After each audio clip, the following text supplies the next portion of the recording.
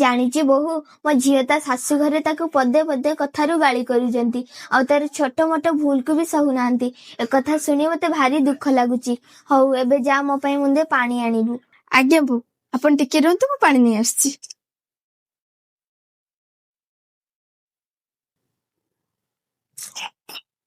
ଆଲୋ ଆଲୋ, ତୋ ଆଖି କଣ ଫୁଟି ଯାଇଛି? ତତେ ଦେଖା ଯାଉନି? କାମକୁ ଦେଖା ଯାଉନି ତତେ? ନାଇଁ ମା, ଭୁଲ ହେଇଗଲା, ମୋ ଶାଢୀ ଛନ୍ଦି ହେଇଗଲା। ଚୁପ କର, ଚାଲି ନ ଜାଣି ବାଟର ଦୋଷ। ଆଲୋ ଆଲୋ, ହସୁଛୁ କାହିଁକି? ଯୋଉ କଥା ଟିକେ ଆଗରୁ ଆପଣ ଦିଦିଙ୍କ ନାଁରେ କହୁଥିଲେ, ସେଇ ଘଟଣା ତ ମୋ ସହିତ ଡେଲି ହଉଛି। ବାସ୍ ଫରକ ଏତିକି, ମୁଁ ବୋହୁ ଆଉ ସେ ଝିଅ। ଆରେ ଦୁନିଆଟା ତ ଏମିତି, ଗୋଟେ ଝିଅର ଦୁଃଖ ଗୋଟେ ମା କୁ ଦେଖା ଯାଉଛି, ଗୋଟେ ବୋହୁର ଦୁଃଖ ତାଙ୍କ ଶାଶୁକୁ ଦେଖା ଯାଉନି। ଆରେ ଆପଣ ସିନା ଜାଣିଲେ ବୋଲି ଆପଣଙ୍କ ମନ ଦୁଃଖ ହେଲା କି ଆପଣଙ୍କ ଝିଅକୁ ତା ଶାଶୁ ହଇରାଣ କରୁଛନ୍ତି ବୋଲି, ହେଲେ ମୋ ମା ଜାଣିଲେ ଆପଣ ମତେ ହଇରାଣ କରୁଛନ୍ତି ବୋଲି ମୋ ମା କଣ କଷ୍ଟ ହବନି, ବାଧିବନି?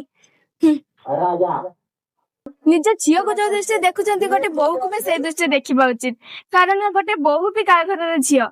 ଭିଡିଓ ଭଲ ଥିବ ତାହେଲେ ଲାଇକ୍, କମେଣ୍ଟ, ସେୟାର କରିଦେବା, ସବସ୍କ୍ରାଇବ କରିବାକୁ ଜମା ଭୁଲିବନି। ଆମେ ପୁଣି ଦେଖାଉ ନୂଆ ଭିଡିଓ।